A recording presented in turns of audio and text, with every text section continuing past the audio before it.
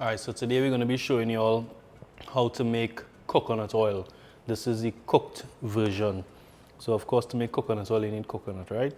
So you have to use dried coconut, and how you do this is the coconut comes in its dry shell, you crack it into individual pieces like this, and then using your paring knife or any small knife, you de-shell it or remove the coconut core from the shell.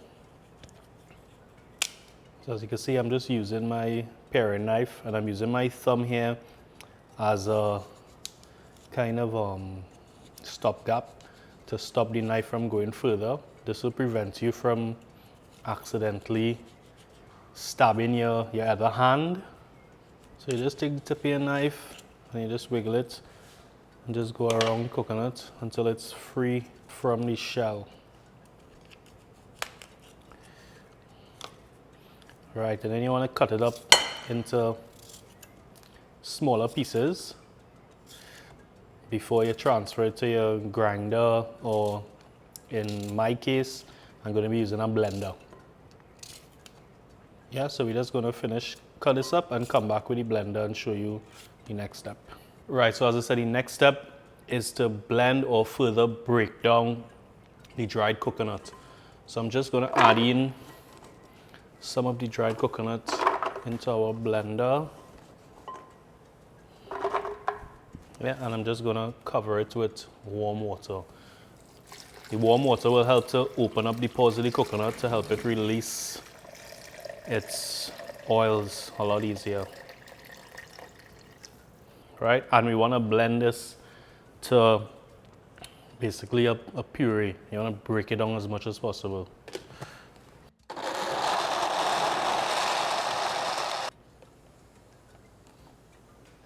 Right, so here it's been broken down. So now we're just gonna strain, because you want to strain off most of that coconut fiber.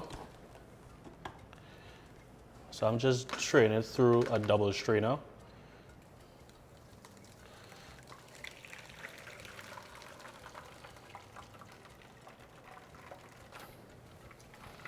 And you could take the back of your spoon or spatula and just squeeze out this coconut, or you could do like me and just use your hands and squeeze it. You really want to get as much as that of that coconut milk out as possible. Right, so once we finish blend and strain all our coconut, we're just going to come back and walk you through the next step. All right, so we've strained off our coconut milk mixture. I've transferred it into this clear jug so we could actually see the separation starting to take place.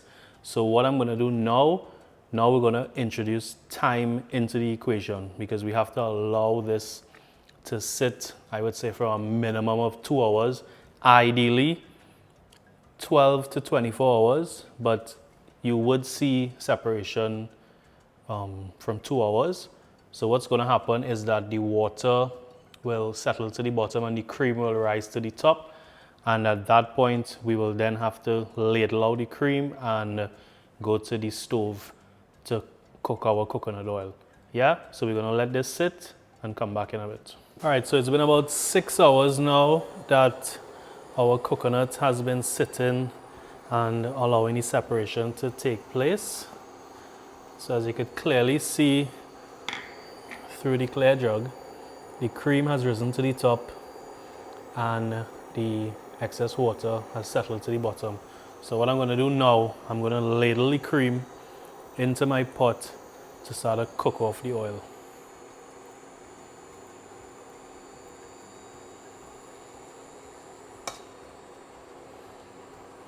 Now it's okay if you get a little water, because that will cook off in your pot. It'll just add a little time, but it's no big deal if you ladle in a little water.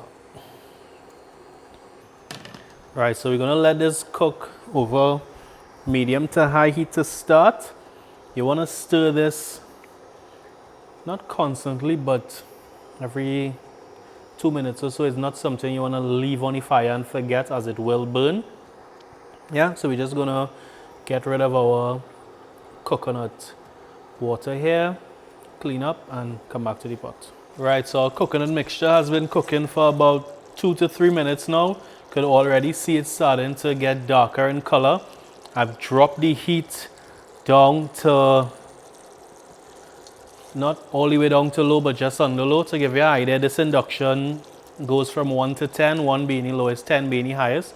Right now it's set at 2. Yeah, and you could already start to see the separation take place in the coconut, where the oil is separating from the coconut solids. Yeah, so we're just going to continue to monitor. As I said, this is something you can't really walk away from. You have to stir occasionally.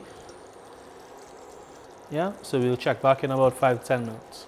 All right, so we're about 10 to 12 minutes in. So as you could see, the oil continuing to start to separate and the coconut solids starting to get darker in color. That's because the oil is slowly cooking off the coconut solids.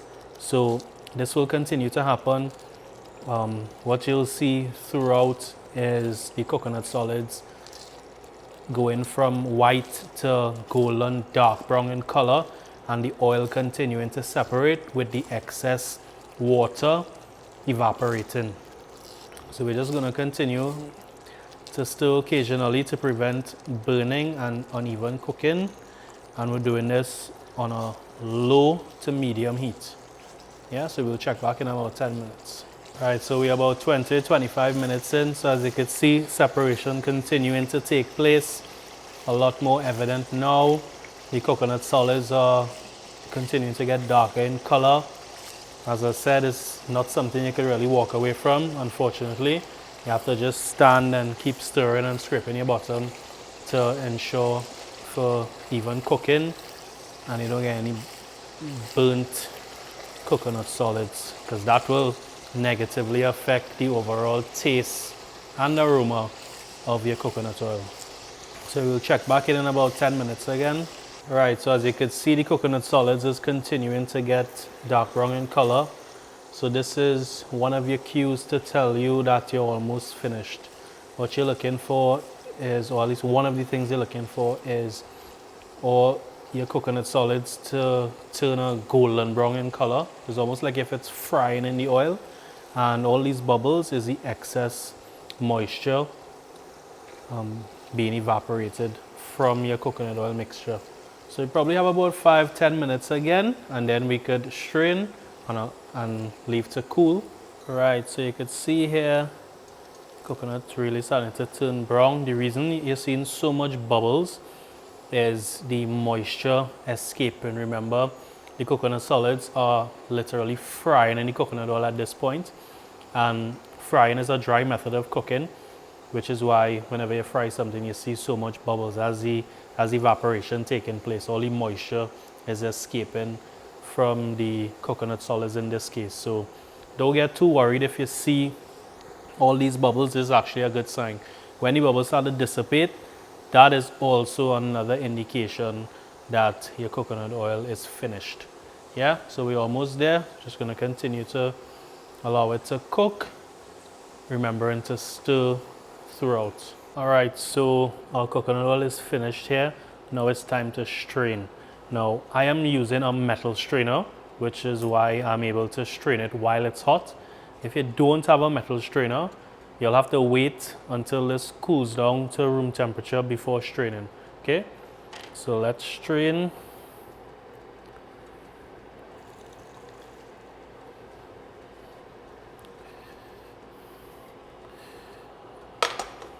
Yeah, you can just take a spatula or your spoon and just squeeze down to get out all that excess oil in the coconut solids.